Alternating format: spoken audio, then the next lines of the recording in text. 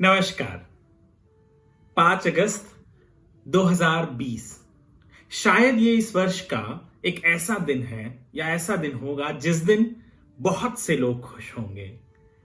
करोड़ों लोगों के आस्था स्थान श्री राम, प्रभु राम, रामचंद्र जी का मंदिर की भूमि पूजन होगी।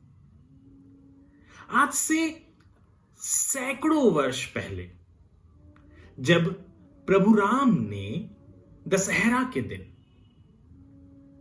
रावण का वध किया था, कहते हैं कि उसे 20 या 21 दिन बाद प्रभु राम अयोध्या लौटे थे।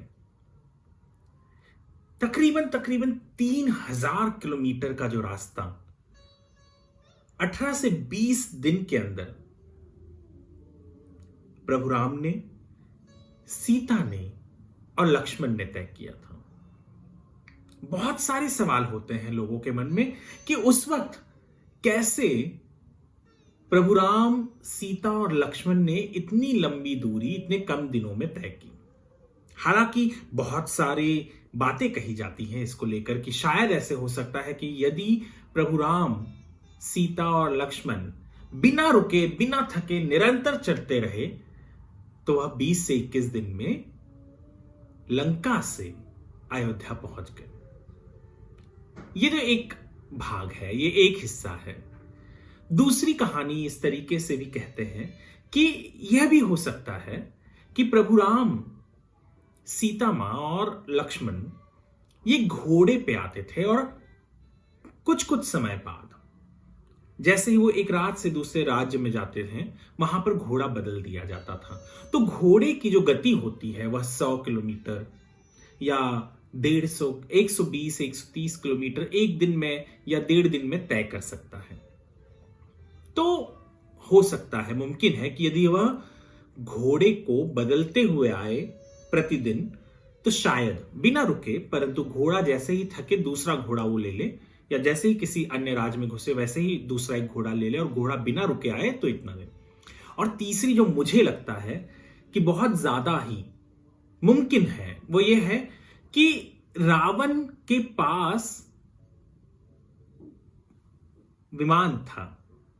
जी हां, उस विमान में जिसमें सीता का हरण किया था रावण ने, बिल्कुल उसी विमान, पुष्पक विमान में हो सकता है कि रावण के वध के बाद विभीषण जो राजा बने लंका के, उन्होंने वह विमान, पुष्पक विमान, राजा राम, सीता और लक्ष्मण को सफर करने के लिए दिया, जिसके तहत वह इतने कम दिनों में अयोध्या के नजदीक या अयोध्या तक पहुंच गए। क्योंकि उनके सामने एक और विडंबना थी। ये कहते हैं कि राजा भरत ने यह प्रण लिया था कि 14 दिन से एक दिन भी यदि देरी या विलंब हुई प्रभु राम को लौटने में तो वह प्राण त्याग देंगे। हालांकि कहते हैं कि इसका भी हल प्रभु राम ने ढूंढ निकाला था, जो यह था कि उन्होंने हनुमान को पहले ही भेज दिया था यह बताने के लिए भारत को कि वह कुछ ऐसा कदम ना उठाए, क्योंकि वह निकल चुके थे, रास्ते में थे और आ रहे थे। दशहरा और दिवाली के बीच का जो अंतराल है, वह अंतराल उस वक्त 20-21 दिन का था। कईयों के लिए यहां पे ये कई सदियों में गए। अंत में सर्वोच्च न्यायालय ने जो फैसला दिया उसे सर्वोपरि मानते हुए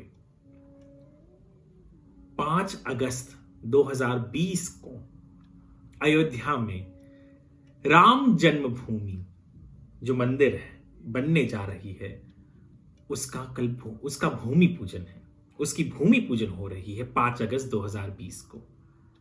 और यह बात हर्षोल्लास की है। एक दिवाली उस वक्त मनाई गई थी जब राम लौटे थे, एक दिवाली 5 अगस्त 2020 को मनाई जा रही है जब प्रभु राम के जन्म स्थान पर,